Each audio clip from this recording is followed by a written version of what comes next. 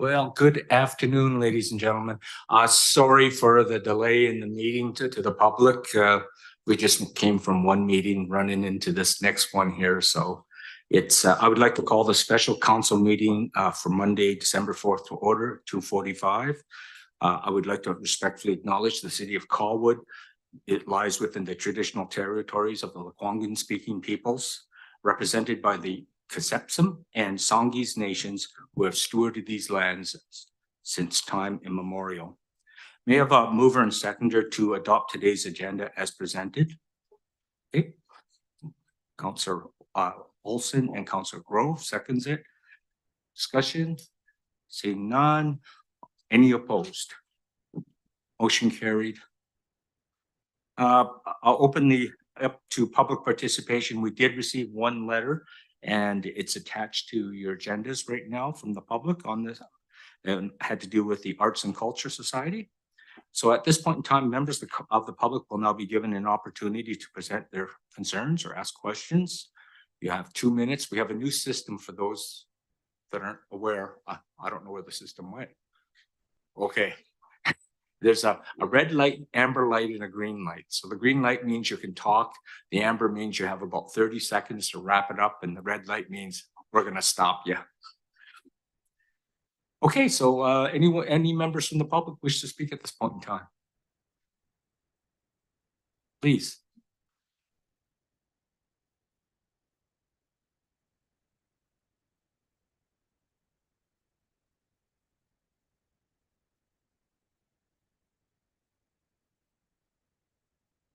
It's red.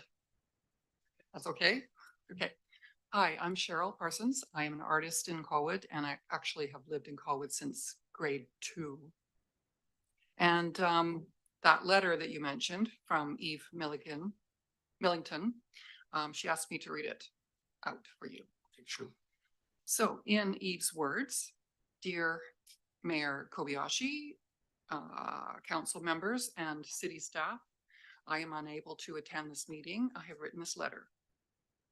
First, I would like to disclose that I have been a director of the Arts and Culture Colwood Society since May this year, a volunteer position which I have wholeheartedly embraced, having invested countless hours promoting and assisting in the production of a number of cultural community events.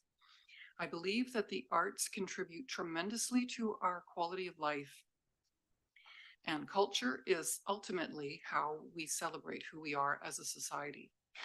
It is in its relatively short life, the Arts and Culture Colwood Society has established a proven record of delivering quality arts events in our community. It is in no small part thanks to the leadership, driven determination, and relentless hard work of Laura Davis, Christine Miller Chase, and myself, Eve, and other members of the board and other membership, and our membership. Their dedication and unwavering commitment to the arts is the reason that I decided to join the society last spring. The arts are often seen as fluff, as an extra, an indulgence for the privileged few. Nothing could be farther from the truth. Heaps of peer review research gathered dust in our post-secondary institutions, extolling the benefits of art education and arts involvement in our society. As students, art students are well represented as scholarship and award recipients in mathematics and sciences in secondary and post-secondary education. Arts education also creates informed consumers of the arts. Vancouver Island enjoys the highest per capita concentration of artists in Canada. Who wouldn't want to live here? So I sincerely appreciate the support that the Arts and Culture Colwood Society has received to date from the City of Colwood. I implore you to support our work by providing financial stability with a line item, which will enable us to focus on creating more quality events that reflect the diverse culture of the community in which we live. Thank you. Sincerely yours, Eve Middleton. Thank you very much. Anyone else from the public wish to speak at this time? Seeing none, I'll move on to delegations, Arts and Culture, Colwood Society. Speak of the devils.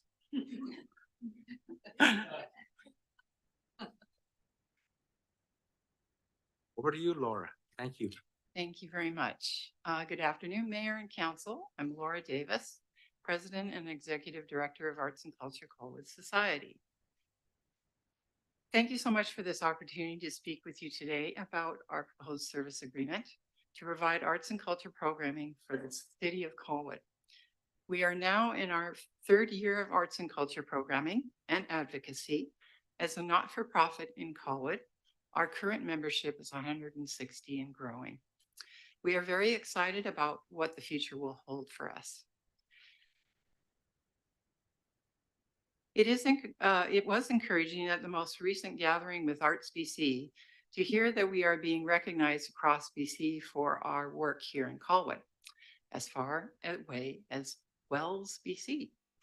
Because of our established relationships with artists, both visual and performing, and arts advocacy organizations, we are able to provide expertise and direction for arts and culture programming for our community. It is a belief by many arts organizations and municipalities that a service agreement for delivery of arts and culture brings many positive factors such as this to the city's citizens. Our vision as an organization is reflected here: sharing experiences, creativity, vibrancy in the community, healthy living, showcasing talent, promoting tourism as well in Colwood. This supports why we endeavor to take a leadership role in programming for arts and culture. We are bringing arts and culture experiences to multiple generations. We support and plan with emphasis on We program and plan with emphasis on supporting artists and cultural diversity while integrating key components of a healthy community. We can provide a diverse spectrum of programming, taking a few more risks, offering a wider range of artistic expressions. We are embedded in our community and understand the needs and cultural nuances for the people we serve, such that programming can be tailored accordingly. Social well-being, volunteerism, creativity through art, visual and performing, literary, leisure, personal growth, people interacting with people socially. This improves our mental health and our outlook on life. Revenue streams, we have unique revenue streams of funding, grants, sponsorship, in-kind donations, and we do have ahead of us, hopefully, to apply for charitable status. Delivery cost, we are efficient. Volunteerism, in-kind contributions, we understand our demographic and we have relationships in the industry that allow us to create quality programming at an efficient cost. Revenue to date reflected here in the graph is $35,900. Having diversification revenue streams brings us more ability to leverage between the funding sources and allows for creative strategies to provide long-range stability. As you can see, we capitalized on our funds received by the city in the last 8 months by more than doubling the city's grant and aid contribution of $10,800. Milestones, we have achieved a lot in our 3 years so far. We have provided programming for visual arts, literary arts, performing arts, teaching, advocacy, and support. Our team has evolved to include many experts in the fields of which we support and offer experiences for the public. Our volunteer base is strong and is growing. We have secured funding at every level of government for project-based initiatives, which allowed us to expand our offer of diversity in programming. Partnerships have been established, and when I say this, I really mean partnership. An example would be our partnership that we've had for 2 years in a row with Parks Canada. Many other collaborations with corporations have been established that bring shared resources, joint initiatives, and in-kind support. This, of course, allows us to offer programming at a reduced cost. We have worked consistently to adopt policies and procedures that govern our deliverables and help us define roles and responsibilities operationally. Our strategic plan brings vision to our goals and aspirations with a logical and sympathetic approach to follow and achieve. Analysis of capacity, always being a part of the equation. In researching comparatives by population to Colwood and consideration of neighboring municipalities, we found that rates per resident have an average rate of $1.29 per resident. It should be noted that a few of these municipalities represented here are giving out grants and aids to arts organizations who operate in their community, but they do it consistently year after year. So they are listed here alongside the service agreement municipalities. And therefore we included them. Another factor to consider in this, some of the municipalities offered additional funding, which is not reflected here, for festivals and special projects. And even in Squamish, it's up to $100,000 a year. So there are the municipalities going way beyond just the basic service agreement, but that is not reflected here. Our agreement proposes $1.20 per resident calculation to fund a wide range of programming and advocacy to be a hub for the arts and culture expertise and information. This rate was derived from the research of the comparable scenarios in BC and is less than $1.28 average, which I showed you just previously.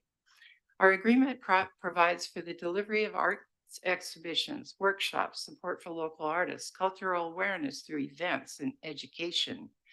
We will also provide advocacy and expertise as a consultant to our community. The agreement provides for reporting on an annual basis, updates to the city of performance and achievements. The agreement will give an understanding of the goals and aspirations between the two parties so that the delivery of unique arts and cultural programming can continue and flourish in Colwood. It is our belief that the service agreements enhance governance, accountability, and service quality by clearly defining roles, responsibilities, processes, and performance expectations. The collaborative approach will provide for a more suitable model to ensure the continued success of our arts and culture initiatives in Colwood. Thank you for your consideration, and I don't know if you have any questions. Okay, thank you very much. Okay. Council, any questions? I see none. Thank you very much. Oh, you're very welcome.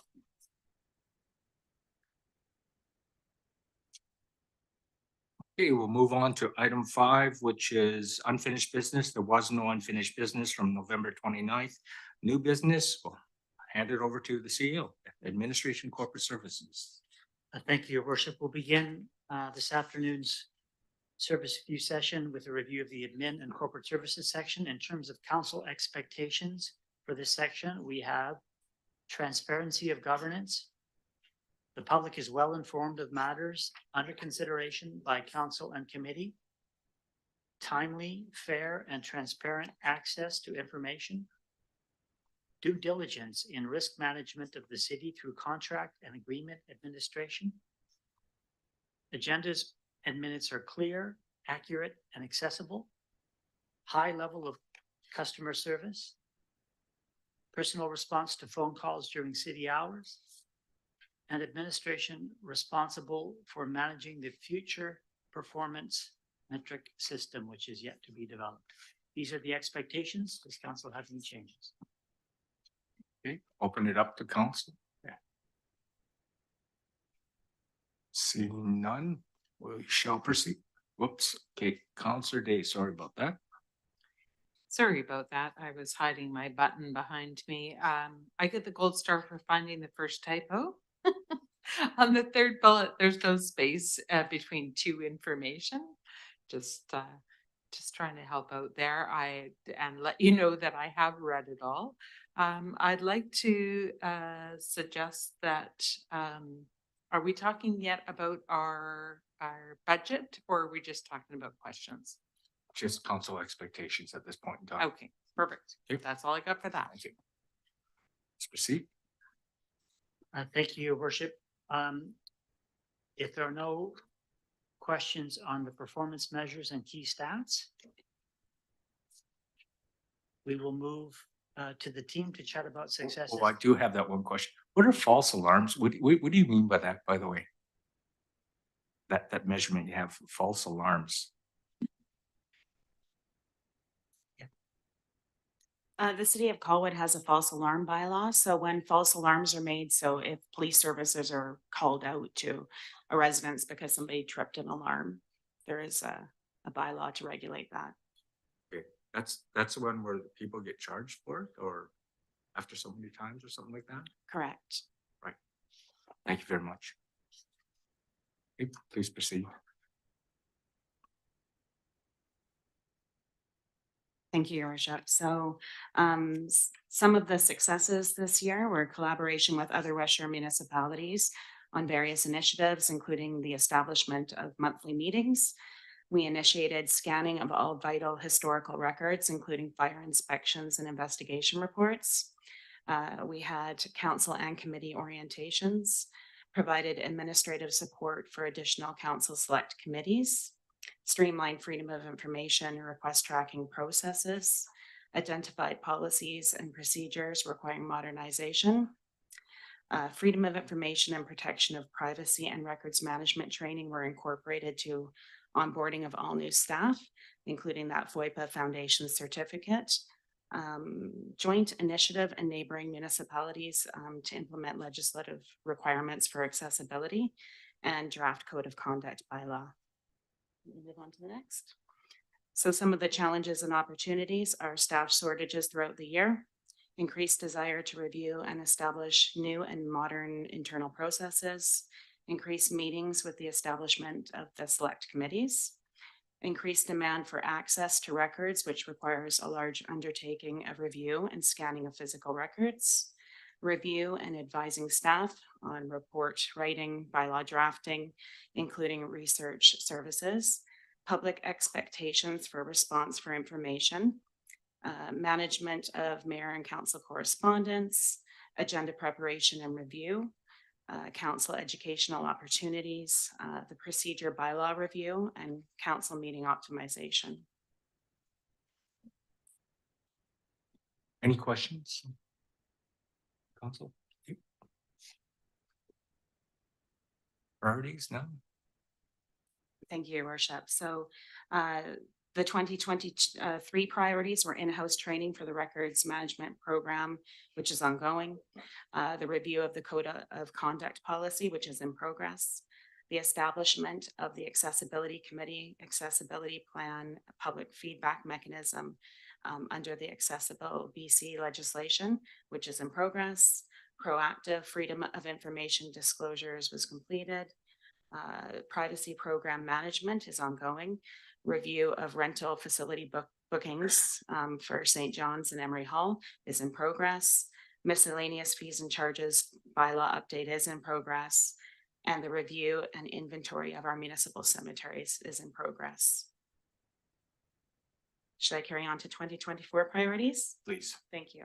So 2024 priorities include management of mayor and council correspondence, agenda preparation and review, records management program, streamlining processes, policies and procedures, the privacy program management plan, the accessibility plan, cemetery management plan, miscellaneous fees and charges bylaw update, the review of our code of conduct policy, council educational opportunities, procedure bylaw review, council meeting optimization, and the review of our rental facility bookings. Thank you. Okay, thank you. Any questions on the priorities? Anyone want to change, alter, or add? Councilor D. Thank you. We had some discussion about the accessibility committee and integrating more feedback from persons with disabilities. And I'm just wondering how that, well, it's not in the 24 priorities. So I'm just wondering what's happening with that. Thank you, through your worship. So we did have our first meeting of the Capital West Committee, I believe on November 22nd. An amendment was made at that time to include within the terms of reference that within a year's time that we will progress to having the committee turn into citizen participation on that committee and not be just completely made up of the corporate officers. So that has been put in place. So we're striving to get the plan established and then hoping to hand over the reins to a citizen committee. Okay, thank you. Councillor Ward. Thank you, Mr. Mayor. Through the chair, just a question for MRC. I'm looking at it and it says increase, like 2024 proposed service level is an increase. But when I look at it, I don't see any really significant increase in terms of overall expenditures. I do notice bullet point 5 on the bottom of the operating budget indicates that, there's the addition of the records coordinator that was deferred, but that was included in the core operating budget to support existing service levels. So I'm wondering if in fact we're just maintaining service levels and an increase is kind of just a terminology explanation, I think. So I actually believe that it should be a maintain, not an increase. The records position was already previously approved. It just got pushed off until the next year. I appreciate that. Was my Yeah. belief as well in looking at it, is that you're effectively maintaining it. So I didn't want the optics to suggest that you're increasing when in fact you're maintaining the status quo. So thanks for that. Appreciate it. Okay. See no other questions. We'll move to financials.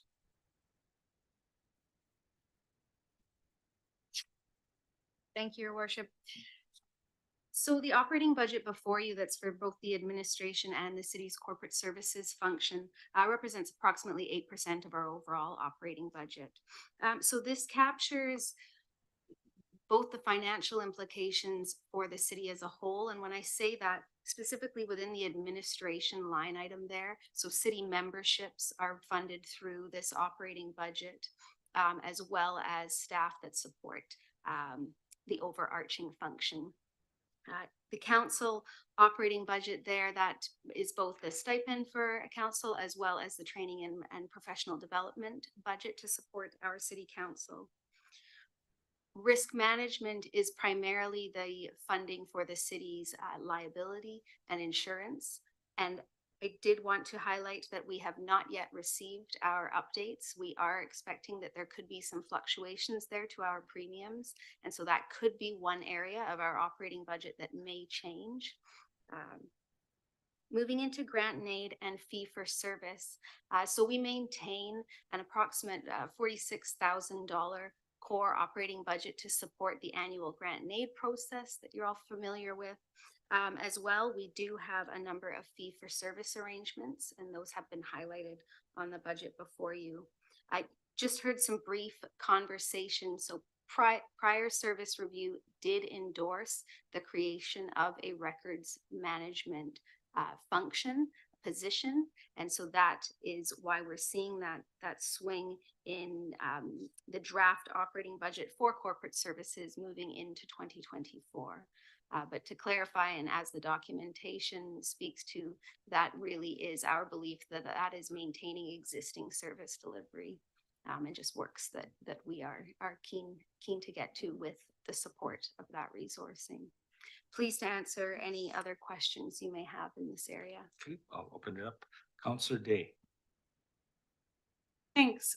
Just in regards to the records management needs, I'm just wondering if it would make more sense to have some consultant assistance so that we could reduce those costs over the long term, being as that it would be setting up a system.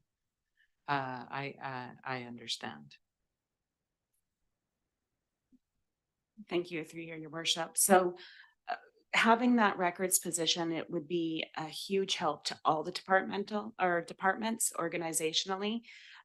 There is a lot of historic filing that needs to get done that wasn't in place. And we also want to look at implementing a system that we can kind of move towards having electronic records only and try and do away with some of our hard copy records.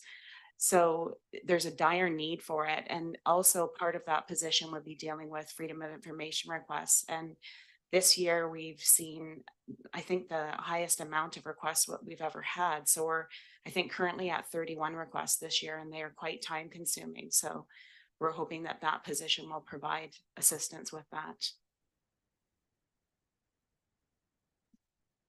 And if I may, just to complement what Marcy just mentioned, the city also, we do have a special initiative underway that does see some contracted services by way of a consultant to support where we are today and where we'd like to get to, and to support filling in that gap and coming up with that plan. So this council will hear more about that initiative when we're back before you in January, and we're providing you with updates on our special initiatives.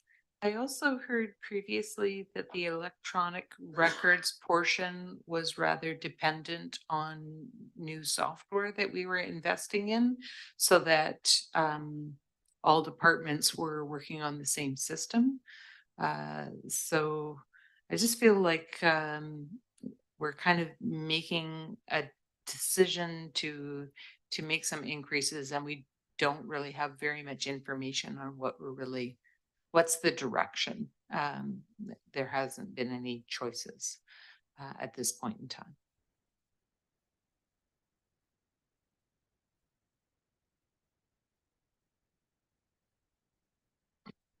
Your worship, if I may. Please. I believe the software is in place, as discussed at last year's service review. And what we have discovered is that without additional records focused research side of desk, we're not able to advance to the point where we can take advantage of the software systems that we put in place. It's the belief of administration that we've grown to the point where to maintain the existing level of service, we need additional resources. And that's why a year ago we recommended this position, and that's why we're continuing to recommend such. Sorry, 2 years ago. Thank you. I just have a couple questions here. That's my standard questions. You know, the 9636, like that, the cost per person, I guess that's what that is. And so is that good, bad, or ugly, or it's there for a reason? So I'm trying to figure out what I'm supposed to do with that number. I may have commented on this briefly. It's to add context as you compare how we are Year to year. actualizing, as well as prior budgets, Yeah. with what's being proposed for 24, what was previously approved for 24. It's simply to add context. What is the cost Okay. per capita as we consider some So, of these changes? And another one that you verbally said was this makes up 8% of our operating budget. So you lost me there. What do you mean by that? Can you contextualize that, please? Absolutely. So with each operating budget that I've been presenting, I've been introducing these budgets, commenting on how does this budget relate to the overall operating budget, core operating, not special initiatives, for the city. And this budget here is just under 8% of our overall operating budget. Okay, thank you. See no other questions. I will look for a motion from council as far as on the proposed service level. Okay, that's to maintain. Right, okay. It's Council Grove, seconder. Council Olson. Discussion. Any opposed? Seeing none, motion passes unanimously. Next, please. Thank you, Your Worship. In the area of human resources, council expectations, the city's employment practices and policies are aligned with current legislative standards. Our compensation and benefits offered contribute to a positive employee relationship. Professional, inclusive, diligent, and equitable hiring practices optimize fit of city employees. Training is used as a recruitment and retention strategy and as a method to empower our employee team. Employees know the expectation of their jobs and receive regular performance feedback. Employee relations practices contribute to a positive workplace culture. Ongoing support of a culture of occupational health and safety, and focus on continuous improvement of our safety management systems. Thank you very much. Does anyone on council see to edit, delete, or add anything to this expectations? Seeing none, we'll move forward, please. Thank you. Thank you, Your Worship. We've got some measures and statistics where you can see the various aspects of our workforce profile, as well in a continuation. Your Worship asked at the last service review meetings some questions relative to our safety performance, and you'll see some statistics relative to that on the second page of the performance stats. And if there are no questions in this area, we'll move to the team to begin to chat about successes and challenges. Super, please. Good afternoon. So successes that the HR team has experienced in the last year.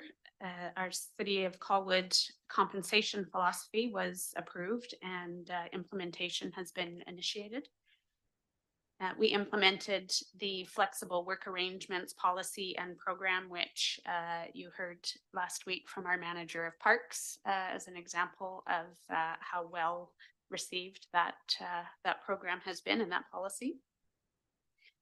We've had the opportunity to update some of our occupational health and safety policies and programs in preparation for a core audit.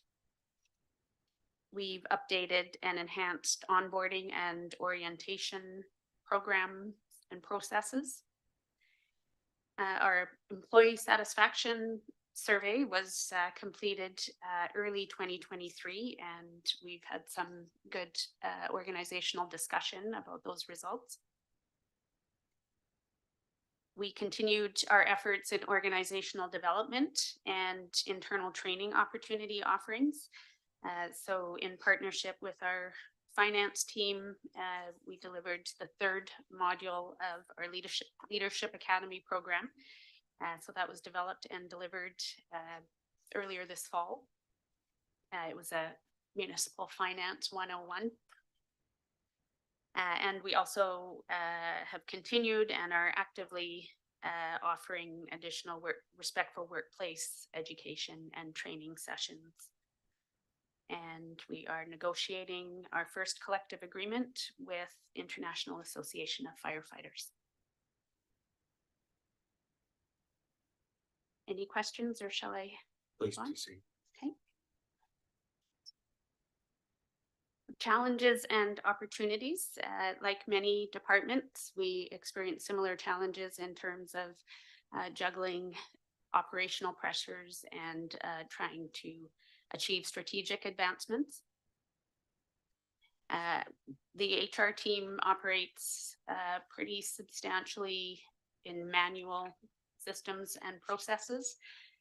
So we are hoping to explore some opportunities to have technology aid us going forward. Resourcing and recruitment challenges, although you will have noticed in the statistics, our recruitment activity this year sort of fell back to pre-pandemic levels, which was a bit of a reprieve on that front. However, we still continue to experience a very challenging labor market, particularly where it comes to some of those senior professional positions that are often very specific to local government. And further exploration of opportunities for organizational and leadership development. Any questions? Oh, Councillor Day. Thank you. Can you explain the experience rating line at those last three lines on the graph on performance measures, key statistics? I sort of understand the time loss claims, but I'm not really sure how to compare some of those numbers. Right. So that first line under the WorkSafe BC employer report highlights is showing the discount that the city of Colwood receives on the base rate for our sector. So our classification unit is, I think it's called local government and similar, something like that. And so each year WorkSafe BC determines a base rate for WorkSafe premiums for that classification unit. And then based on our experience, they will provide us with a discount, or potentially it could be a surcharge. Fortunately, we're on the discount side of things. And so this, that line is showing the discounts that we have received each year. So for 2023, we received a 22.3% discount off the base rate for our classification. Great. So we're realizing this year basically based on the results of last year. So- It's actually not, they don't include the prior year. I think it's a timing thing for the calculation. So it's actually based, so for 2023, it would have been based on, I believe 2019, 2020, and 2021. Okay. Yeah, it's a multi-year average, I believe. Okay, perfect. And that's for all employees within the city, whether you're an indoor worker or an outside worker. Correct, yes. All the local government positions, including fire, are captured in, and policing type positions, for those that have that, are captured in the one classification unit. Okay, and that's not optional in any way. That's administered through WorkSafe BC. Correct. Okay, thank you. Mhm. As for, sorry, shall I explain the other lines? Oh, if you please go ahead. I know what it is, sorry. So time loss claims, as Councillor Day noted, perhaps fairly evident what those are. And we just use a less than 5 for confidentiality purposes. And then that final line is the city of Colwood's injury rate compared to that in our overall classification. Oh, I see. Okay, thank you very much. Councillor Grove? Yeah, thank you. I'm just curious about the line under challenges, resourcing and recruitment challenges. I think you said that it continues to be difficult.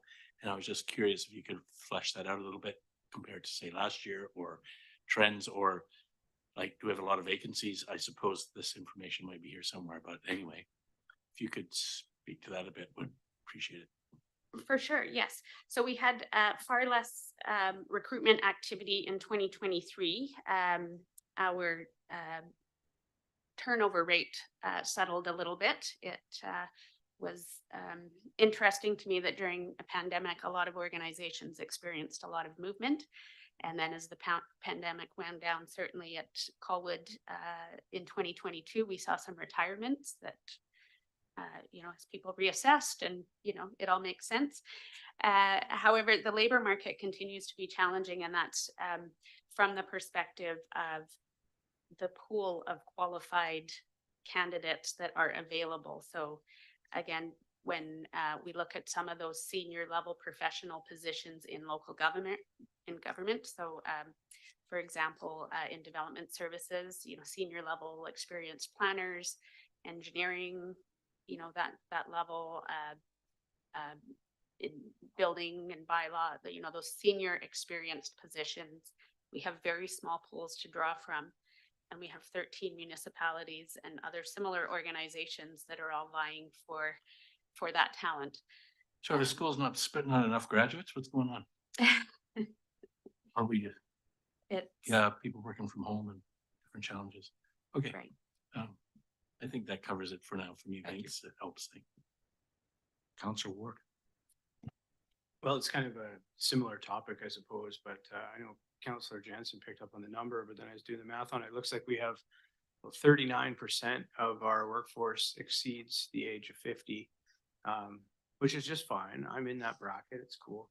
But just wondering, one of your strategic objectives there was supporting succession planning. And I'm just wondering what particular kind of program we're looking at, or, how robust is that, or how much of a focus is that, knowing that our age kind of that's disproportionate maybe to a lot of other industries and fields. Right, so in terms of, so there's a few priorities here that I think kind of go together, and some of that is uh, in our organizational development, our development support of individuals in the organization. So retaining and developing talent so that they can be prepared and ready to progress in their careers, and hopefully fill those needs as they come up. We still have some conversation, I think, to develop specifics necessarily and what all of that looks like, but that's one area that we would be looking at.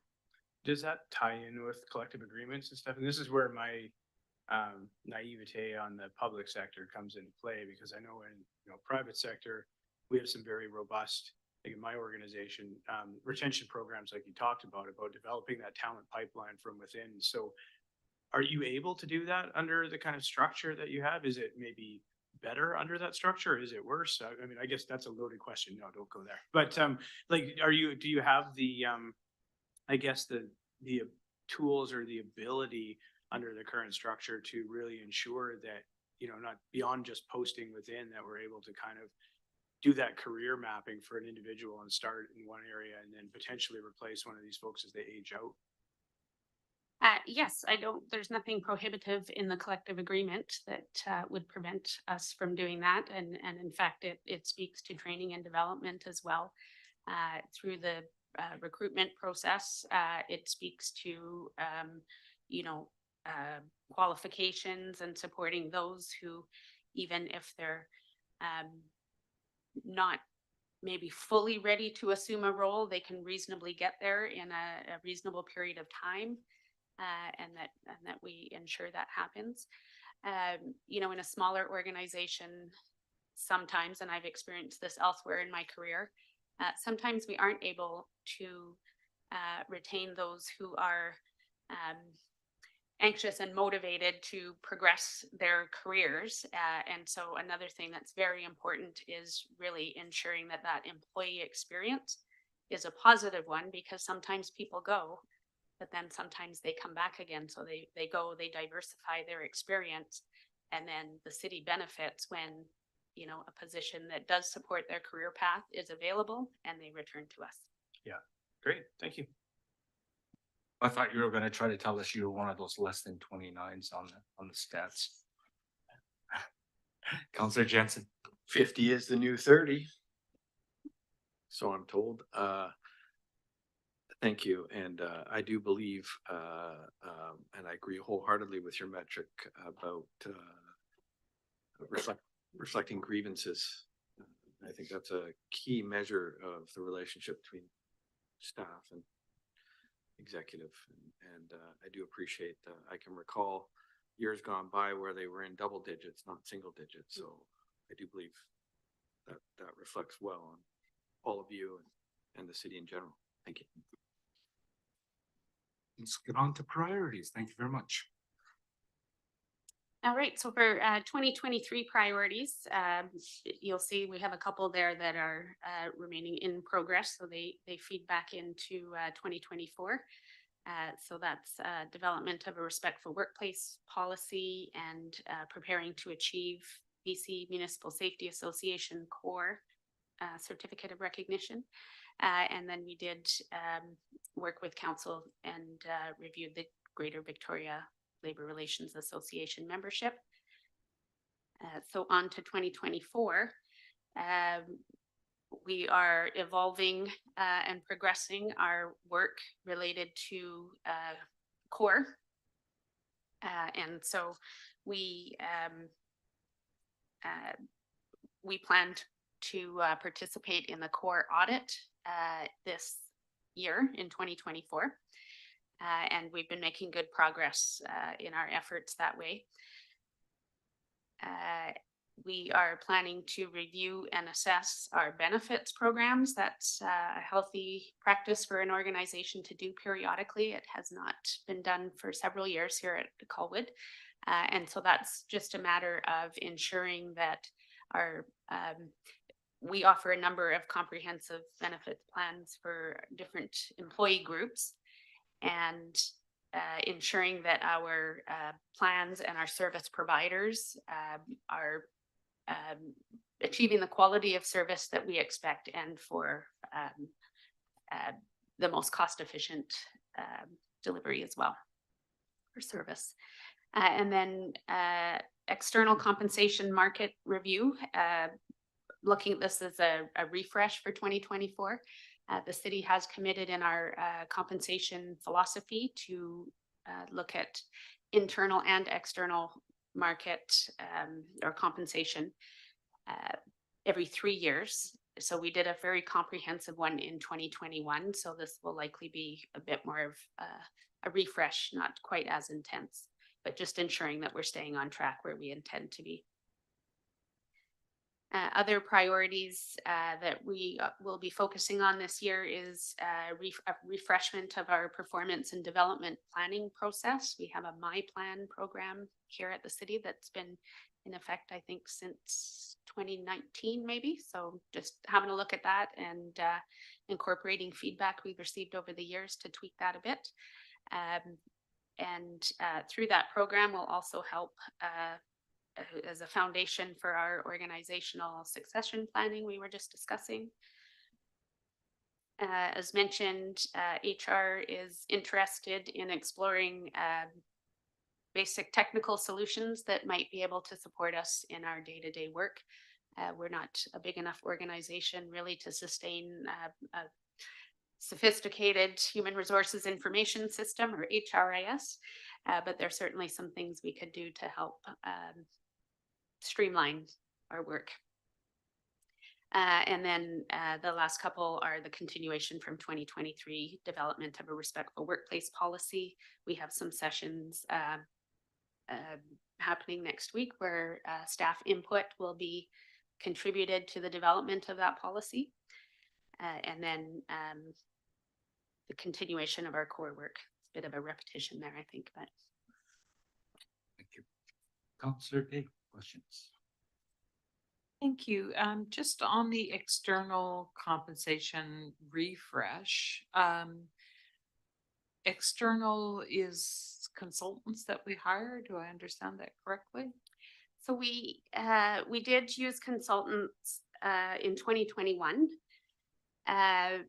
This year, or for 2024, probably less of a contract. I find that Colwood is participating in everyone else's compensation reviews. They seem to be happening continually somewhere. And so if we're able to, and we usually receive a copy of others for participating. So if we're able to, from a refresh perspective, get the data that we need through that, then we will try to do that internally, but we may need to consult a consultant. Okay, I guess I'm not quite understanding what external compensation is. Is that not paying for consultants? Oh, that is looking at pay for employee pay or position pay, job pay in our comparator and competitor organizations. Oh, I see. So what we compare ourselves to. Right. Yes, thank you. Helps. Just a quick question for me. CORE, that's a new term. It's a municipal thing, right? So is what kind of an effort is that to get that certification? Is it mandatory? Is it it's a good thing, I'm assuming right now. And it is. Is that a line item cost to that? There is only a cost for the auditor. And it's I don't know the cost offhand. It's not significant. It's $5,000 to $7,000, I think, to participate in it. But CORE itself, a certificate of recognition, is a voluntary program, and it's for employers that choose to commit to exceeding basic occupational health and safety standards as set by the Workers' Compensation Board. And so it does in recognition for those who achieve core, there are additional discounts above the experience rating discount, which can be quite significant.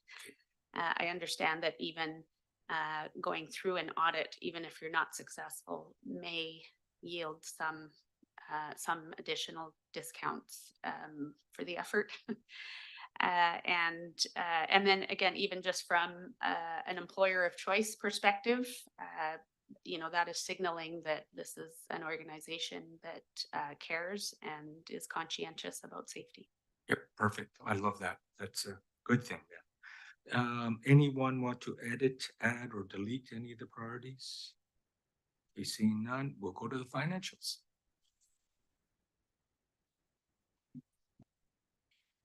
The human resources operating budget encompasses the financial implications of both our HR team and the occupational health and safety function you just heard a little bit about. Represents less than 2% of our operating budget. And beyond that, pleased to answer any questions you may have.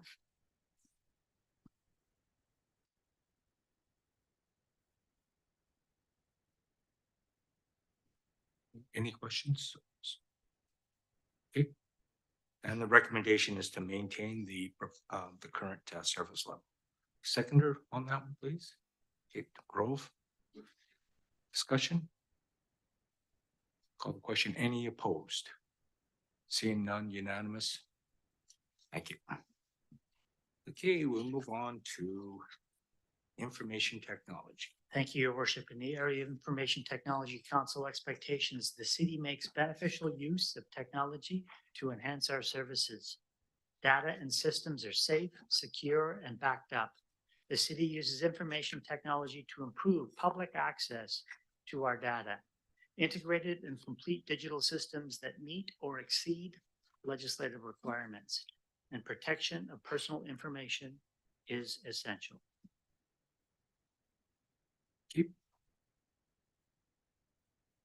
Anyone want any additions, deletions, additions to the expectations? Seeing none, we'll move on, Mr. Earl. If council has no questions on the statistics page, we will move to the team to chat about successes and challenges. I just have a question for IT. Is there some way, I mean, I was just made aware of this, like the MFA, they watch for a number, people that try to hack the system. Is that something that we can do, or just out of interest? I don't know how the heck they do that, but they seem to tell us every time they have someone trying to get into their system. Is that something we can detect, or? You're asking if we have metrics for our system here about how Yes, often yes, that happens? It's hundreds of thousands of times a day if it's just automated bots picking away. It's every phishing email you get. It's there's lots of various tactics, let's say. So it's a hard number to quantify. So and I don't know how meaningful it is actually. There's just so much noise. Yeah. Outside the firewall. I It's see. constantly looking for a little way in. So Yeah, I guess it's that what they track is the major, really bad ones that, somehow because we get these notifications all the time. So just interested in if we sort of do that. Okay, that's good. Let's proceed. For successes for this year, I wanted to start with our team. We made a little modification so that we used to have two help desks and myself, and we made a role in between that's the IT analyst.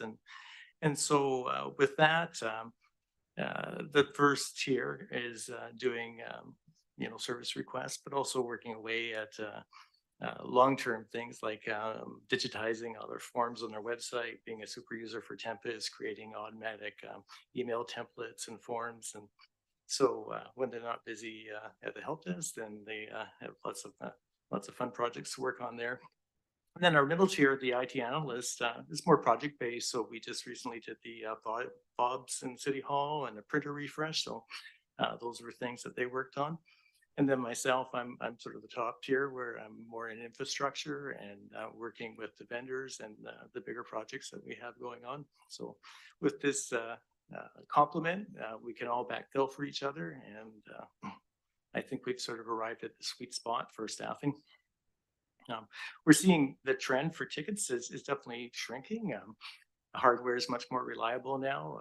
Systems are too. So that allows us to be proactive and maintain. And so much of our work is just patching and staying current. And that's how you stay secure. So, and then when we're not doing that, then we can be building to the future. So successes, as I mentioned, we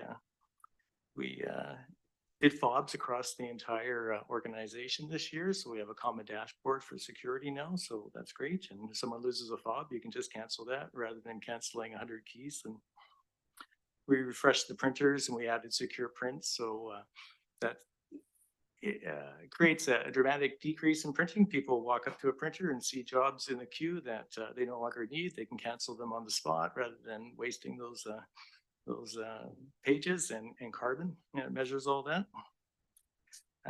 We're digitizing any forms that we can and using DocuSign more so that we can have more digital signatures, stop people from having to come into City Hall to just drop off a sheet of paper.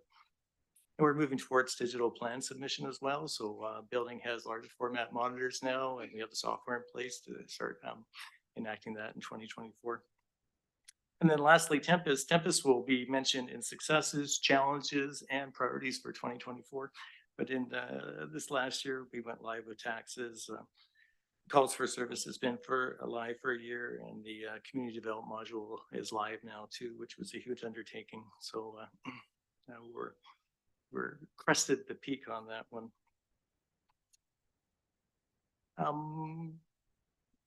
Any questions before I go on to challenges? Or? Good. We had less asset management listed as a challenge last year, but RFP's gone out and that software is going in place soon. And Brian will talk to that next when he's up in GIS. Document management we've talked about when Marcy was up here, and to Councillor's Dave's point about a records manager, it's the document management is just such a challenge because there's a fire hose of data that's coming at us now, and we can create it so many different ways. We can create it in Teams, we can create it in OneDrive and email and text messages. So as an organization, how do we capture all that, make sure that we can find the information that we need, and we're keeping the records that we're supposed to, and not drowning in this information. So it's really a big topic for the organization, and a body really needs to lead that to own it and create a program there. So another challenge is their financial software, and this is a trend for all software. So many things are not being developed on premise any longer, and they're all moving to the cloud. So the financial software we have currently will no longer be made on premise, and there is no sort of version in place yet that will replace that. So that needs to be on our horizon. We have a couple more years before we need to act, but that's an enormous project, so it needs to be top of mind. And with that, there's linkages for HR, as Candace was just mentioning. It would be good to have better tools for them and better tools for job costing. But first things first, we need to finish Tempest, and we need to get asset management going. So, and the municipal business system, or Tempest, it was definitely a challenge, and I don't think anyone can understate the amount of effort that took for the entire organization. It wasn't about installing software. That happened in about 3 hours in August 2022. After that, we had to put the business into the software, and not having a business analyst, not having dedicated people to do that work. You're relying on your teams to put all the logic of how we work as an organization, the business rules into it. And then ultimately that generates financial transactions. So there was a tremendous burden on finance to do the final configuration there. So lessons learned there would be, it was felt like we underestimated the amount of resources required. I can stop there before I talk about 2023 priorities. See none, please. So in 2023, our priorities for the land management, Tempest, asset management, job costing. I'm sort of whipping through these fleet telemetrics that's implemented by Public Works and records management. And And a lot of those will roll over into 2024. Asset management is well on its way now. As Jen mentioned, we have a consultant in right now just looking at our whole records, how we create information, how we move it across the organization, and what the next steps are in the perfect solution there for records management. We'll continue to investigate financial software and what options there are. It's particularly challenged for the size of the organization we are. So many solutions there for, talked to the city of Vernon. They were doing a solution. They're 80,000 people, and it's $2 million and 400,000 a year for them. So that's not in our range, right? So it's quite difficult to find a good financial package for a smaller size municipality like we are, but we'll continue to hunt. And the last thing in 2024 that'll be starting in January is we're going to start building a sort of a server room in Azure or a server room in the sky. And why we want to do that is so many things are moving to the cloud. And when I look at this building and, would it survive a natural disaster? How do we want to, where do we want to be in the next 5 years? So we're going to take the baby steps of starting to try some servers in an Azure workspace and work in a hybrid sort of environment for a while. And that'll give us the disaster recovery we need if there is some sort of catastrophic event here. And also from a security perspective, it's I believe, much easier to protect that infrastructure than it is our on-premise infrastructure. So it addresses security issues and actually physical issues as well. So that's what's on the roadmap for 2024, and I'm happy to take any questions at this point. Anybody wish to add, delete, or edit any of the priorities? I just have one quick question. So when you talk about the financial software that you want to get, are we talking like just a purely a financial system or more of an enterprise system that's integrated with, so you can do tracking of costs a lot better, like labor costs? Is that what you're talking about here, or is this a purely financial management system? If I may jump in, there's a number of softwares we have that are integrated with each other. So when we refer to our enterprise system, our financial system, that of GP Dynamics, when we look at the need to upgrade that, it would absolutely need to be integrated with existing softwares. You're going to hear a little bit more when we get into GIS about the asset management software that we have recently acquired and what that phased work looks like. A future phase of that work will see us exploring, okay, how can we improve the integration of the maintenance of city infrastructure? And so that then looks at the integration of work orders. How is the time spent integrated? That then looks at our payroll software. So these softwares are absolutely all interrelated. And I did want to highlight, when we get to the finance section, you'll see in the next year, we don't have any explicit focus on the finance software. We do still have some time. We are very much still in the implementation and configuration related to both Tempest. Then with asset management, we also have budget tools that we will be exploring. So we continually, it's a constant prioritization. So yes, finance software. Thanks for the explanation, Jen. Will be coming, but not inside of the next year. Councilor Day. Thank you. So it looks like you've laid out your priorities in order. So there's 5 priorities here, ending with the network and server infrastructure. But I'm just wondering, the municipal business system, which would be the public facing services that would perhaps enable development or other things to take place without them physically having to come into the city hall here. I'm just wondering if that should be lesser of a priority given the essential nature of some of the other priorities on the list? Yeah, thank you for the question and to the chair. The last phase of temp is the software piece is done. What still needs to be required, and we look back to our internal teams here, is just their capacity to do that final configuration around what we expose, what we don't.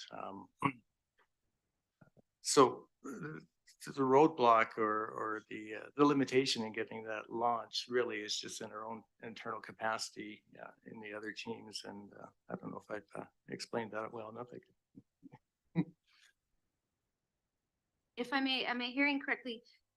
We have recognized the municipal business system moving into the next and final phase of the Tempest work is a priority, but it is not lifted up in the top 3 priorities. And I'm not certain if I'm hearing that it should be included in the top 3 or that you're in agreement that it remains a priority, but it's not as much of a priority as the asset management and the records management. Yeah, I definitely, it's certainly not in the top 3, but I wonder if it even belongs in the top 5, I guess is what I'm asking. You know, is it with all the competing priorities that you have, I just was giving, and it's something that we've wanted to do for a long time. I mean, why do you need to come into the building? And in fact, if you're just paying your taxes, you don't really need to. You can pay them online. But that's sort of that last piece of sort of something that's been hanging on for a long time, is a desire of past councils to, you know, be more modern. But I'm just wondering if bang for the buck, we're you know, the other issues like the top 3 of the financial software for the city, a lot more important, right? For the reputation of the city than whether the ease of working with the city is. I can speak to that. These I don't read these as in order, and they can happen concurrently. The asset management piece will be mostly handled by my colleague Brian, who'll be speaking next. The records management piece is ongoing, and it'll continue to be ongoing just as new channels evolve, and we're going to have to continually adapt about how we create information and how we store it and record it.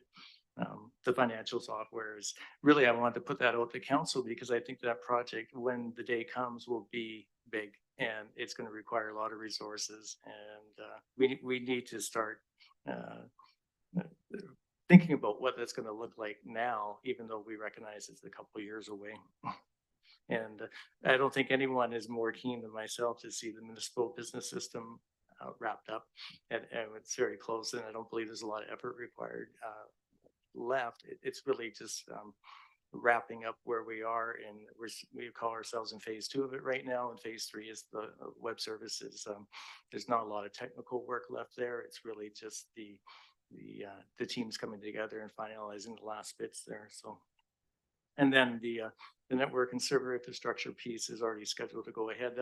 I'll be working with a vendor for a couple of weeks in the beginning of January, and then after that we just start seeing how that works for us, because when you start to put resources, in this case, it's in Toronto and Montreal, rather than having a server down the hall, you're going across the country. So some things aren't going to play as nice, and it'll take time to sort of find out what works there and what doesn't. But ultimately, that'll give us a place to, you know, worst case scenario happens, we could fire up our entire building again in the cloud and have business continuity. So that's why I'm sort of pushing towards that. And I think eventually you'll see most municipalities fully in the cloud in, you know, 5 to 10 years from now. So, so that's our baby steps into that. So all these are definitely achievable in the coming year. Great, thank you. Finances. Thank you. So with respect to the operating budget for information technology, approximately half of this budget supports the city's software, the city's applications that this team oversees and we maintain. The other half of the operating budget supports the team, which Mark just described for you. As we continue to refine the financial implications of our service areas, we will allocate software costs to those service areas. So for example, the GIS area, the software that we use to support our GIS function and our mapping, those costs are incorporated within the GIS operating budget. For example, Let's Talk Colwood, the costs of supporting that tool are incorporated within communications and engagement. The majority of software licensing maintenance agreement costs are within the IT operating budget. You know, and I do want to highlight, I mean, there's absolutely an expectation of us when we bring softwares before you for consideration.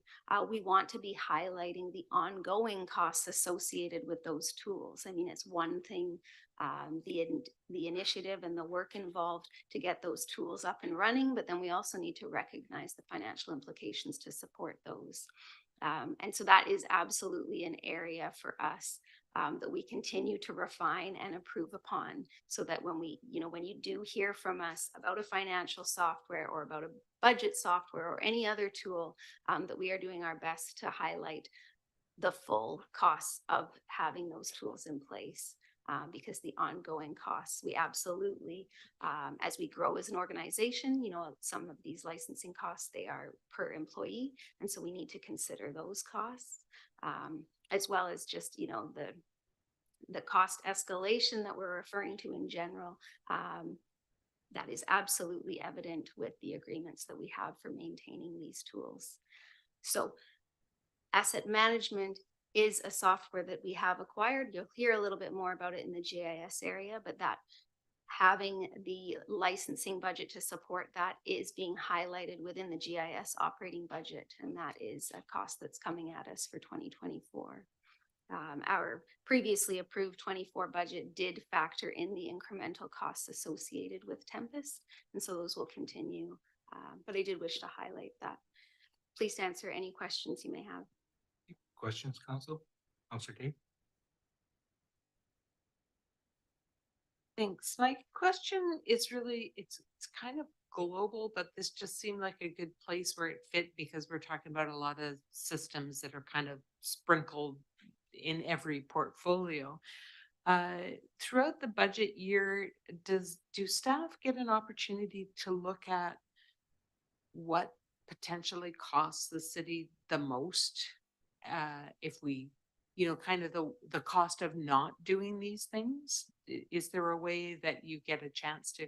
I know it's hard because you're always in the day-to-day grind of getting things done, but I just wanted to ask the question, because that's kind of one of the things that I look at with just my history here, and looking back over the years and thinking about what actually came back to bite us, and you know, are we working proactively to, you know, address that? And records management is one of those things.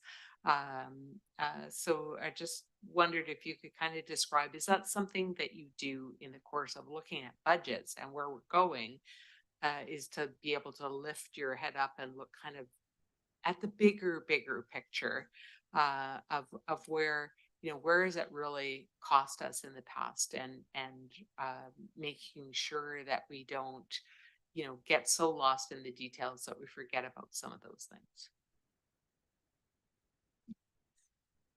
Thank you, to your worship. I mean, I won't speak explicitly on the behalf of all of our teams, but I can certainly speak from my experience. In general, when we bring forward these operating budgets, for all of us who oversee and are responsible for budgets, we need to understand the financial implications of doing what we do. There are often conversations about whether it's personnel and time spent where we could be using a piece of software or perhaps an existing tool more efficiently. And okay, how can we make the switch from one to the other? You've heard me comment on budget software. in my time here, we introduced a tool maybe 5 or 6 years ago. In recent years, it absolutely had gotten to the point where in order to rely on that tool, we were increasing the number of personnel hours. And so this year, and you've seen it in the finance profile documentation, we did invest just to upsize that tool, if you will, to ensure that it is working more efficiently for us and that we're not necessarily spending the number of staff hours to get the same piece of information out. Every year we have operating budgets before you. Every year we need to ensure that they're complete and accurate. And so there certainly is an expectation that we are constantly, and the reality is we are in the day-to-day, the operations. But as we review and refine and consider budgets, there is an expectation across the organization that we're considering, could we be enhancing tools or software to support the work that we're doing? And the flip of that, especially of a municipality of our size, is, okay, what is the resourcing involved to get there? We cannot, as you've heard from Mark, underestimate the Tempest implementation has been over 2 years. It has been a tremendous amount of work for this city. The number of teams that were involved, resourcing that we had to invest hours that we didn't necessarily expect because of various challenges. And so that too can sometimes defer. What we're doing right now, it works. And yes, it would be nice to have an enhanced piece of software to support it. But when you do that kind of quick cost benefit analysis, it may not necessarily be worth the work that's involved or the output that you receive from it at the end of the day. But I hope that was a bit of a long-winded way, but yes, we are evaluating those, and you've kind of heard that from a number of teams, the focus on enhanced softwares, and there are a number of software implementations that are a priority and that are in progress or that are quickly coming at us. Great, thank you. The recommendation from staff is 2024 proposed service level for IT be maintained. May I have a motion, please? Dick, Grove, and Ward. Discussion. Any opposed? Seeing none, passed unanimously. Thank you. GIS, please. Thank you, Your Worship. GIS, as council is aware, are relatively new at the City of Colwood standalone service area. Expectations in this area that our geographic information systems be optimized to meet the needs of the city, that GIS be used to support asset management practices, that GIS be used to support land information management practices, that GIS be used to improve the efficiency of information retrieval, both internal and external, and that GIS be used to support an open data approach. Okay.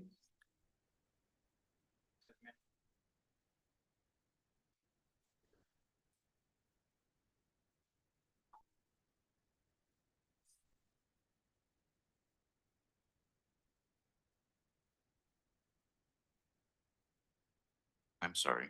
Oh, that's better. I'll start again.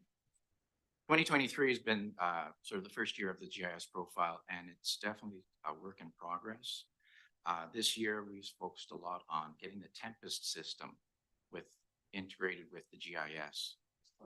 As I kind of explained here in the beginning of the profile, trying to illustrate how GIS stores all this information and relates it back to the land record system, our Tempest system, where we can record the OCP applications for rezoning, for subdivision, bylaw permits, sewer permits, building permits. And then we're looking now at getting the asset management system implemented here, where it'll be recording the value of our assets, where our assets are located, as well as its condition, renewal plans, as well as looking at the work requests. On the second page, I just sort of gave an illustration of some of the analysis that we can do with the GIS. So in this case, it's a theoretical exploration of a playground, trying to assess how many addresses are in that area what types of homes are there. And then we could start to bring in, how easy is it to get there? What kind of capacity is needed? Is there sufficient equipment there? Do we need another playground in that facility and stuff like that? So as we start bringing all these systems together, we can start doing this type of analysis, and that's going to be a major goal of 2024. But I did want to stop and just say, were there any questions on some of the performance indicators that I put there? Councillor Grove. Oh, sorry. Thank you, Mr. Mayor. I'm just going to ask here now, it just came to mind. We are met increasingly with carbon reduction statistics, levels of emissions, et cetera, within so many different operations, buildings, our fleet, well, you name it. I'm wondering if there's any application here with GIS for tracking that kind of information. Thank you for the question, through the chair. The potential there would be certainly with our asset management system. If we can be taking a look at usage of fleet reporting in the asset management system, as well as other stats for, say, road construction, sidewalk construction. There's probably many places that we can bring that information and show where everything is occurring. And then presumably could be fed through to communications, for instance, because it seems to be, it needs to be populated into all sorts of references. I know that I get asked questions frequently in other municipalities. It seems to be changing rapidly. Like, I'm thinking in the last few months, this business of carbon reduction, tracking, et cetera, is really taken off. So I think that's exciting if we can do that, if it, of course, doesn't have too many implications cost-wise. It's great. Thank you. That sounds like a very good index. I will explore that. Cool. Thank you. Councillor Kay. Thanks. So the map that's at the very beginning of the GIS, where it shows like the walk distances, for example, doesn't reflect very well. Like, walking distances are really affected by elevations. And the maps that I've been looking at online, our scale seems to be set too broad. It's like, I don't know, 50 feet or 500 feet. That it makes everything look flat, and that doesn't reflect our reality, especially if you're looking at walking. And I know that you have new stuff that's coming online just from data this year.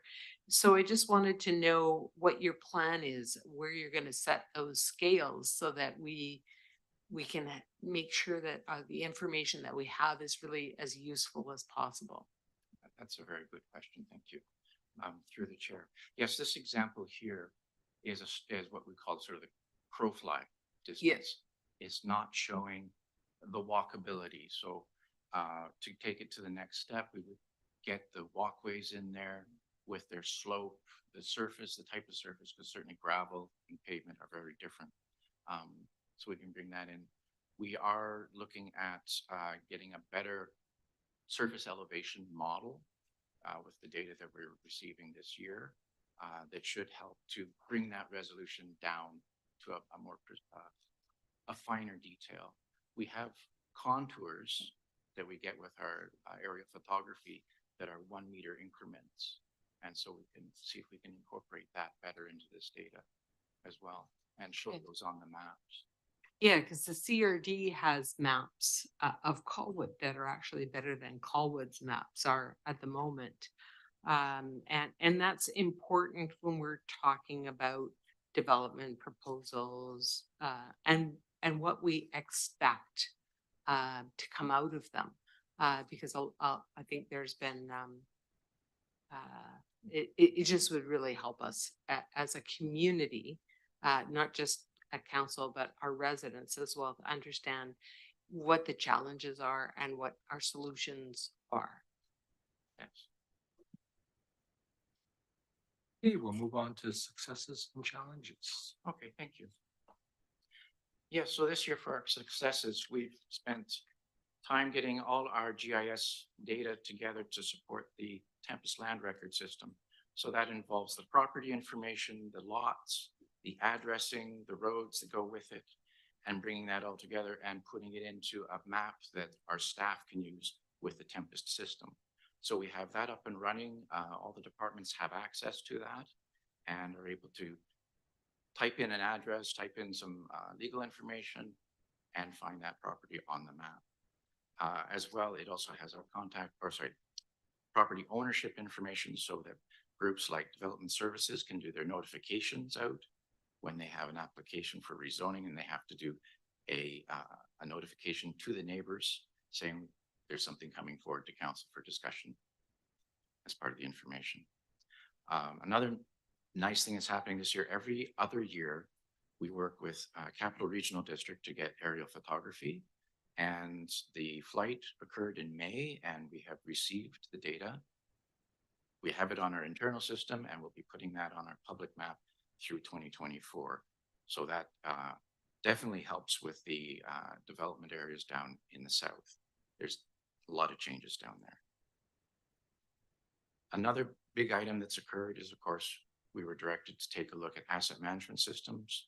We've gone through an RFP process and evaluated it, and we have selected a system that integrates with our GIS, has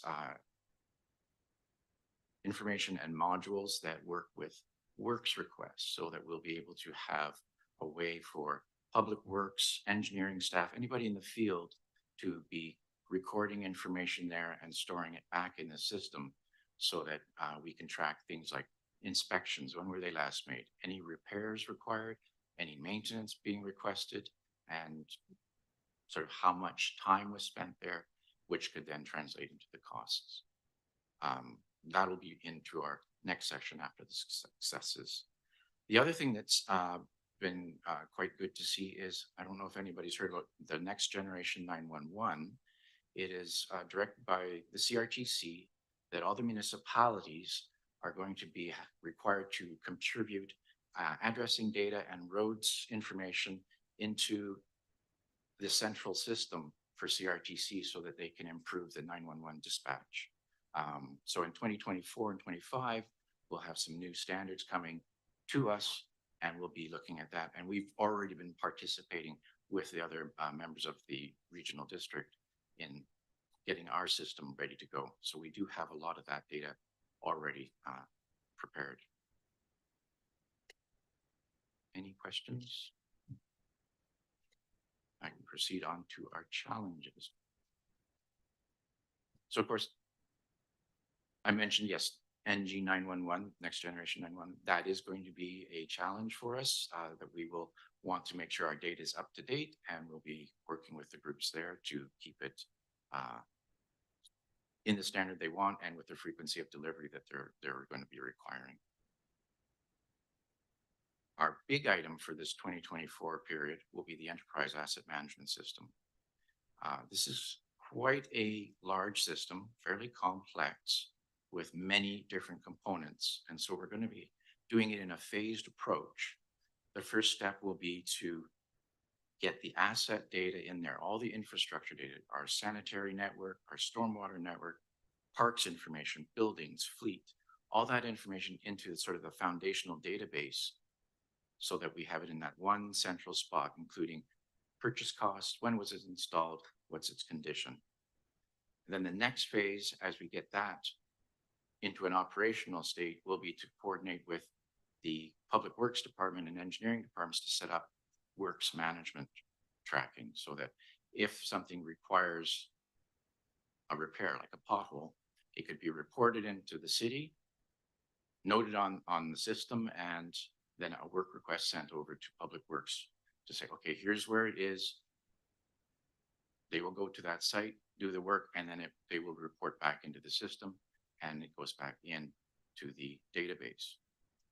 So one of the next phases of that will then be, as we were talking about, integrating that into our financial system so that if costs are being spent on a particular asset, how much, when was it done, and what GL will it appear so that we can generate a report at the end each year or through the quarters as well.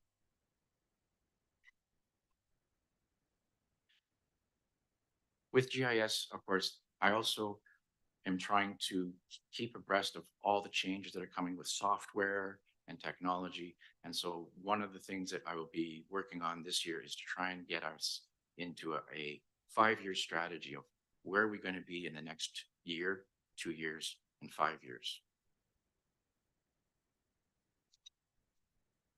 I can pause there if any questions.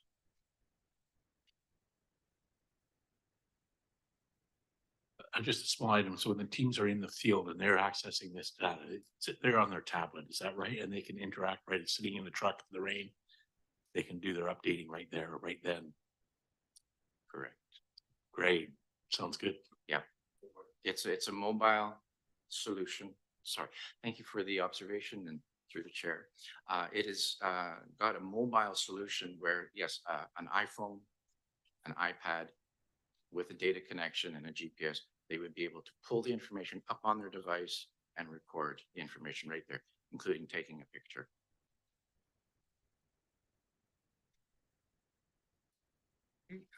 We'll move on then. Okay. So for 2023, our priorities were to get the Tempest Land Information Database integrated with the GIS. So we've got that working where we went through all our properties and we've linked it up with the Tempest system. And that brought us to May, where we were able to actually bring the system together to do the taxation. Throughout the year, we'll then, and then we're going to be continuing, of course, with regular enhancements of some of the integrations and maps and everything that go with the system. For the asset management system, we've gone through the evaluation and are setting up to award, we have awarded the contract to a vendor. So by the end of this year, we should actually have sort of the first step started in getting our data ready for loading into the system in 2024. For the public map, this is the bottom item there with the public online mapping. One of the items that was requested was to get our natural asset inventory layer on there. This is actually quite an interesting layer. It's from 2019 is when the classification was done that shows the forested areas and the grassed areas throughout the city of Colwood. So right now that's 2019, and even when you're looking at the photography, you can see that some areas that were considered as very non-vegetated are starting to green up just with our park spaces being added in. So I'm hoping in the years coming that we'll be able to get another layer like that to show the difference from one year to another.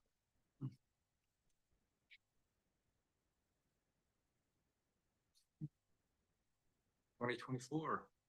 For their priorities. So yes, number one, get this enterprise asset management system up and running. So our asset registry, have all our infrastructure recorded in there with its costs, its replacement schedules, as well as integrating with financial reporting so that we'll be able to see how much was added this year, how much was disposed this year, what's our depreciation that's occurring. And then, of course, the works request module, both being able to report on it as well as track it in the field. Develop a 5-year strategic plan. So now we have Tempests on our books. We'll have an asset management system on our books. How do we improve that, and how do we improve information out to the public? And another priority, of course, CRTC requiring us to do the NG 911. So there will be work to make sure that our data is ready for their system when they request it. And constantly ongoing will be to be sure that we are improving our data accuracy, reviewing our records. We have a lot of paper drawings, we have a lot of digital drawings, and we have more development coming in. So we'll keep working to try and keep that streamlined so the information is available for the staff in the organization. Any additions, deletions, edits that anyone wants on their priorities? Seeing none, we will go to finance then. Thank you, Your Worship. The GIS Department operating budget, to start with, this is one of those service areas that does include an approximation of an allocation of permit fee revenue generated by primarily building development of the community, with the expectation that funding in part supports this service delivery. Moving into the core operating expenses, you heard from me earlier, the asset management software, that software has been acquired. We will be starting on the first phase of that work. Well, it's really started. The planning absolutely has started. We reviewed the core operating budget. The acquisition of this software is $50,000 annually to support the software. We reviewed the core operating budget and looked if there was any opportunity to offset that cost, and we have been able to offset it by $10,000. So you're seeing the incremental cost there of $40,000. And I did want to highlight that because that is something that all service areas annually we are continually reviewing core service budgets to truly understand what we need to support existing service delivery. Pleased to answer any questions you may have. Overall, this operating budget is approximately 1% of the city's operating budget. Thank you. Thank you very much. Not seeing a lot of hands here, so I'll go right to the proposed service level for GIS, and it is to maintain. Can I get a motion, please, in a second? Okay, Olson and Jensen, please. Discussion? Seeing none. Any opposed?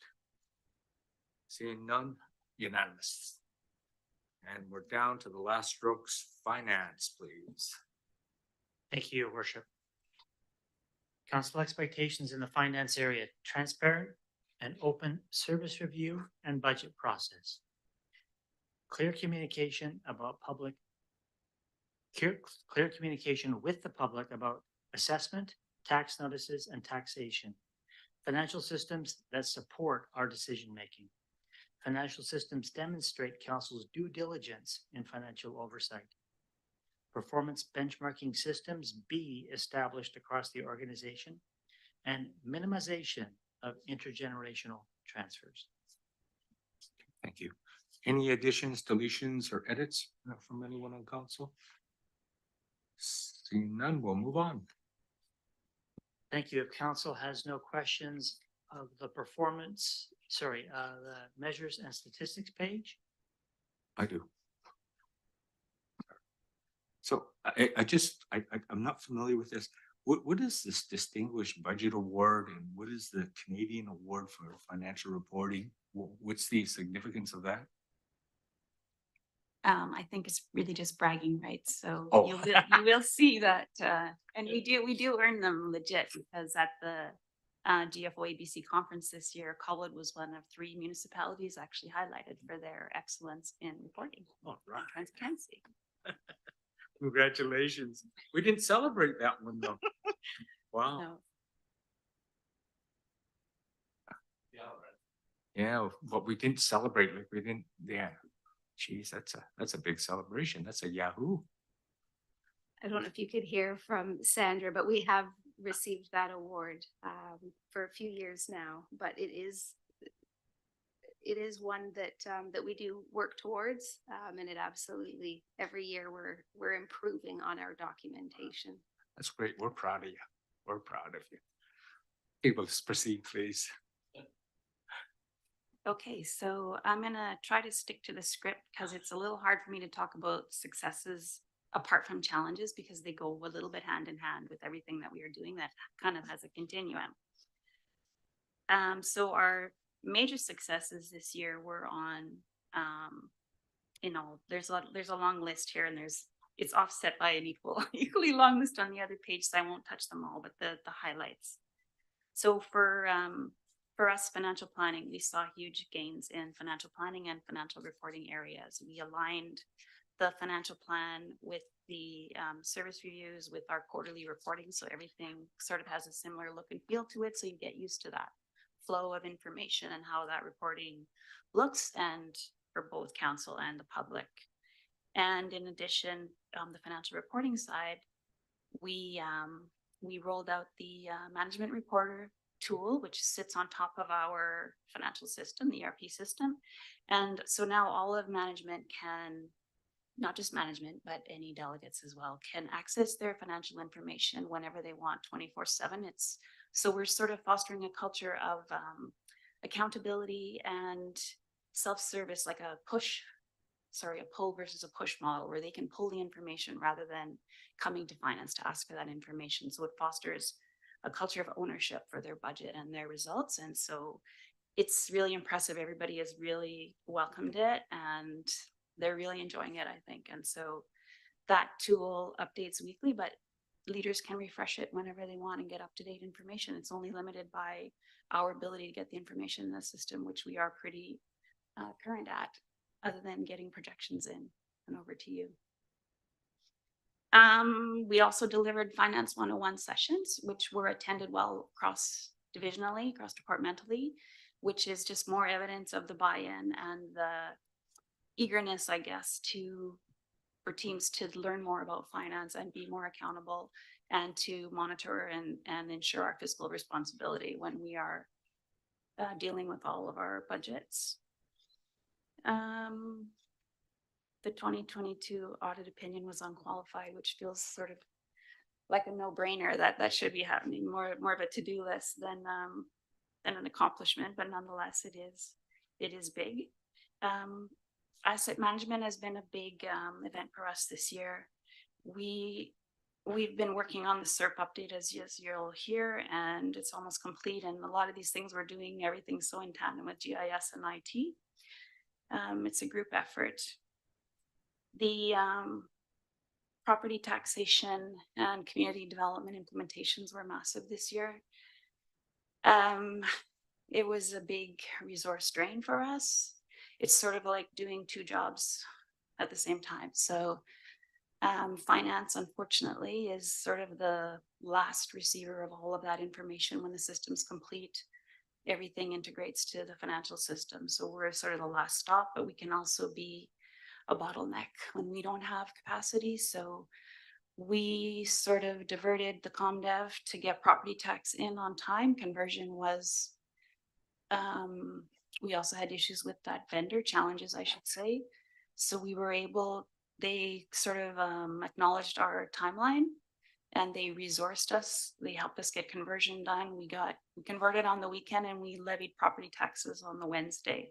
So it was very aggressive, but you know, we got it in, and then 3 months later we got the ComDev in. We supported that implementation. So it was just really a group effort that I just like to acknowledge, because all the teams were super supportive and collaborative to help us get these milestones achieved. Integration, like I said, was a challenge, and it's still a challenge. It's not fully automated. It's been a little bit of a extra work this year because it's been fairly manual. Every file had to be manually touched, and the vendor has been working with us and has since provided what I hope is the final solution, so that we can now look at automating some of that integration so that we don't have to manually process those files. And those are the files coming from the various modules within Tempest. Like there's different modules. One is for cash, one is for taxation, one is for the community development. So it's a big piece of work that's taken a ton of our time this year, but we are, like Mark referenced, I think, I don't know what the analogy was, but it was something about we've crested that hill or that mountain. So it does feel like we are now on the downward slope. So hopefully that will be resolved this year, and then we'll move towards local improvements under the property taxation and working with GIS to help us with our local area services. And I know last time I talked too fast, I get super excited and into all our stuff. There is a little bit perhaps of change fatigue that occurs normally when there's been so much change in the year. So our team is fairly new. We have 3 people that have only onboarded in the last year. So again, we're trying to do a ton of knowledge transfer as we're adopting to these new processes, as we're not only implementing new processes, but trying to review them at the same time to make sure that we're not just bringing in processes that aren't efficient. We're looking at them and then we are deciding what we want to make the new process look like in the new software. I think that is everything on this successes side. There might be some challenges I didn't speak to. Just again, the resourcing, like I mentioned, has been a challenge.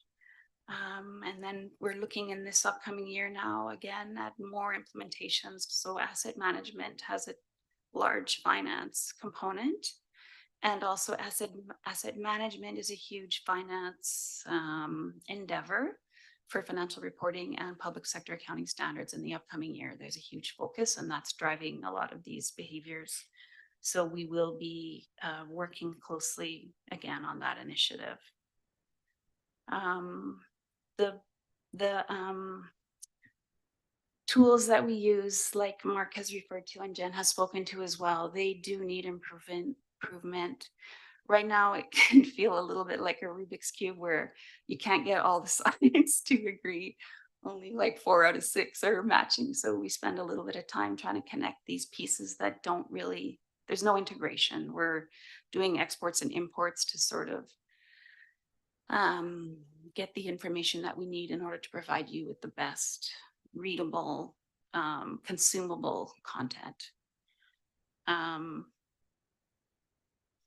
The ERP, we are aware and we are looking, but in the near term, we think that the budgeting tool, which will be separate anyway, is a higher priority because that is where it feels like we're spending the most of our time, manual effort, I should say. And then the ERP is a bit of a bigger project because, again, like has been spoken to, that does include the HR integration, and it does include all these other integration pieces that will true interface as opposed to integration. So that is on our horizon. The ARO policy, asset retirement obligations, and the TCA policies I think those will be an internal policy probably, but we need to get those in place for the PSAB guidelines that are coming in. And we have a lot of exciting things coming your way this year with the investment policy update.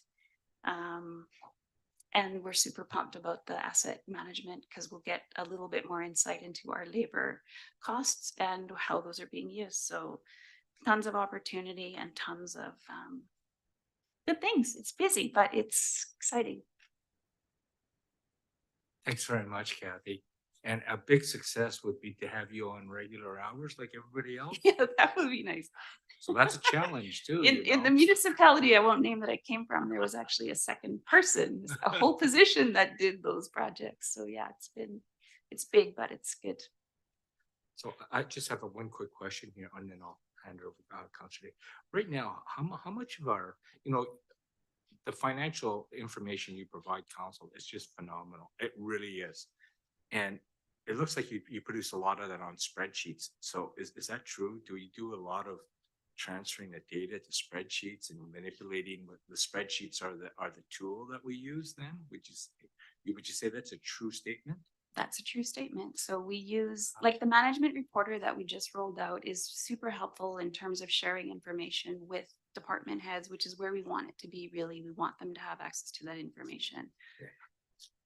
We do use a lot of spreadsheets, and that's not uncommon, and spreadsheets will probably never go away, but we want to just get to a point where we have tools that support us better so that we can do those less, because spreadsheets are prone to error. And it's just a lot of exports and imports and trying to, then you're trying to make sure that these 3 tools that you're using to produce one output are all in sync. And it just creates a little bit of extra. If you just had to guess on a percentage of how much extra workload that's creating, what would you guess? Honestly, I can't see past the Tempest implementation. Okay. You answered my question. Thank you. Councilor Day. Thank you. It's a lot that you've identified in your challenges and opportunities. And for me, one of the challenges is some of your acronyms that Oh, I sorry. just don't know. So I don't know what KPIs or AROs or TCAs are. Right, sorry. And I would assume that you'd rather write this stuff once and then you can copy and paste it into other endeavors that you're doing. So I Yes. just suggest that you replace those so that whoever your audience may be for looking at this, they're going to more easily follow the breadcrumbs. Yes, thank you.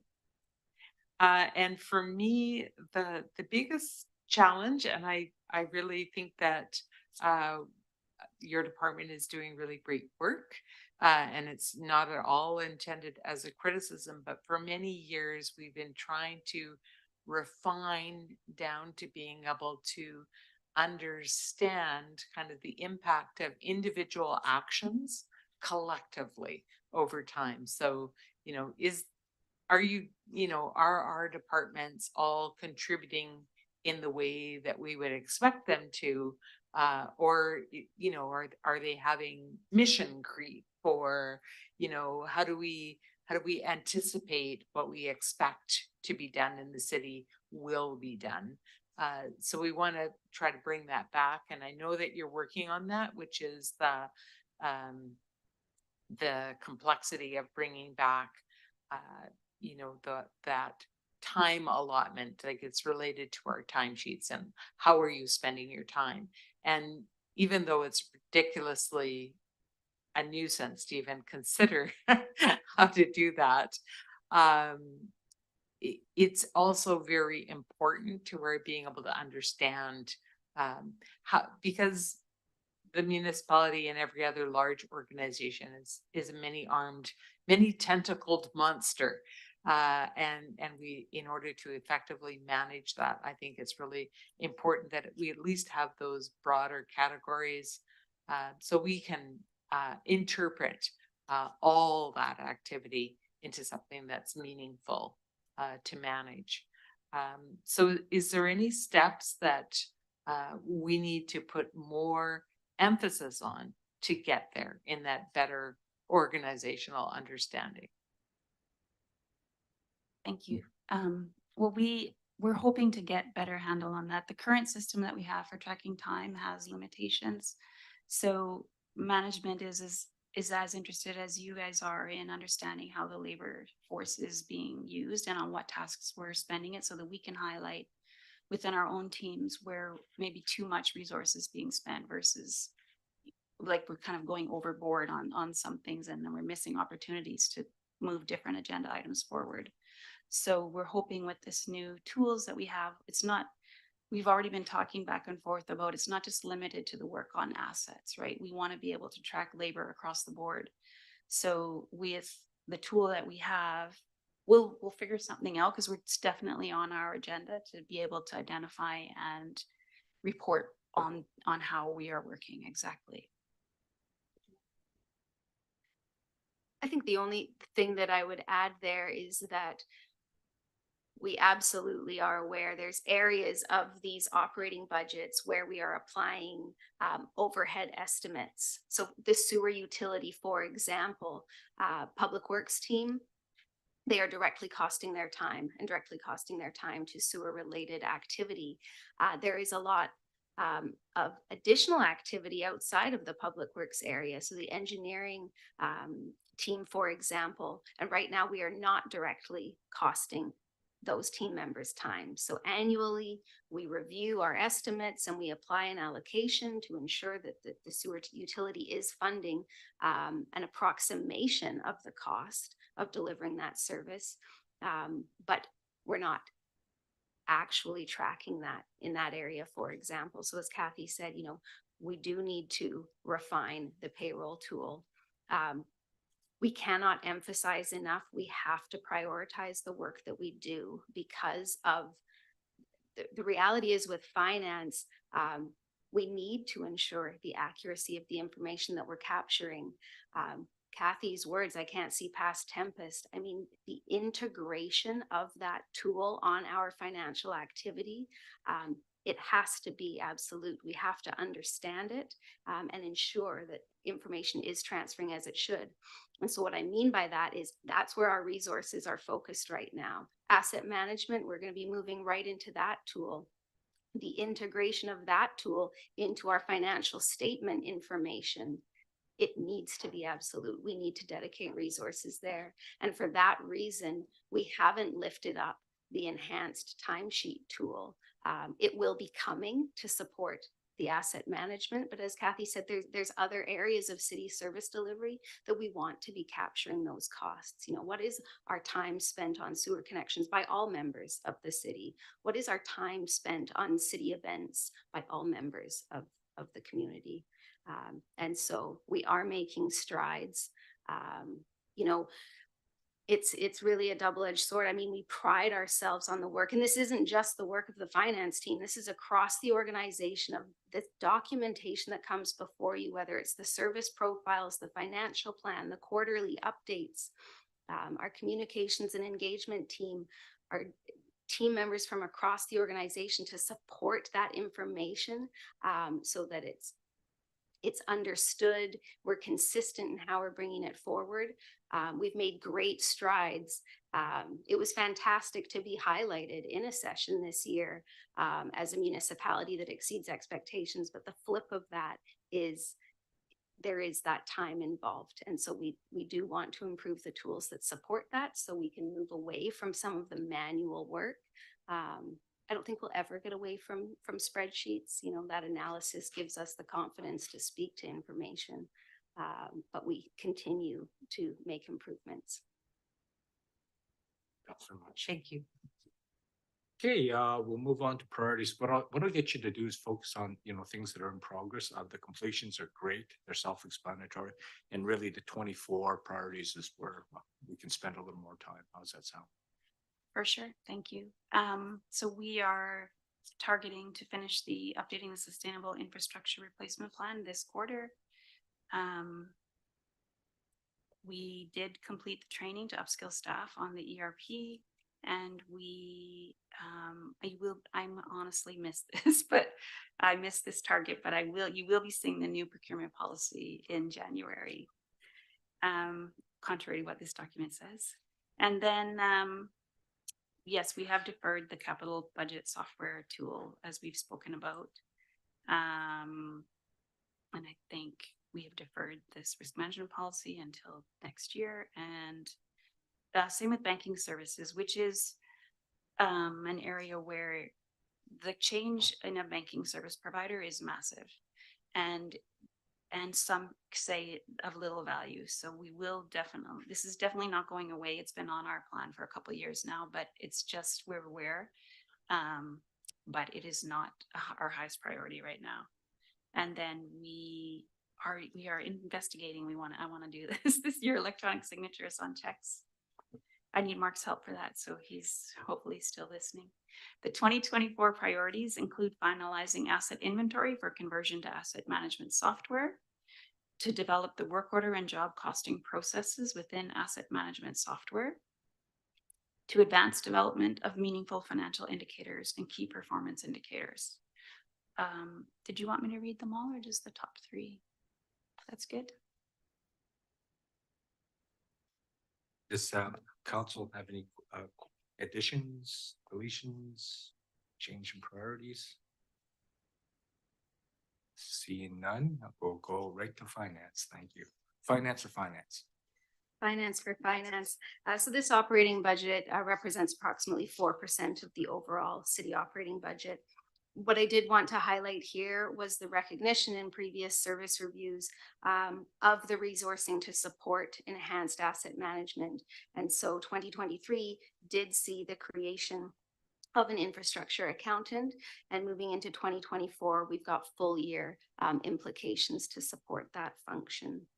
The majority of this operating budget is both to support the city's personnel in this service area, as well as our professional service requirements. So one of our priorities this year was that of an audit services RFP. It had been some time since we had gone out to market. That gave us the opportunity as well to review what we're currently paying for the services that we require. The contract was awarded. As you know, the operating budget has been reflected to accommodate those costs. Pleased to answer any questions you may have with respect to this service area. Any questions, council?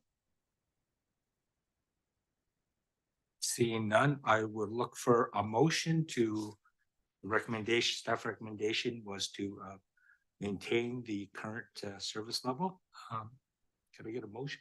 Okay, Councillor Ward and Councillor Jensen. Discussion? Seeing none, any opposed?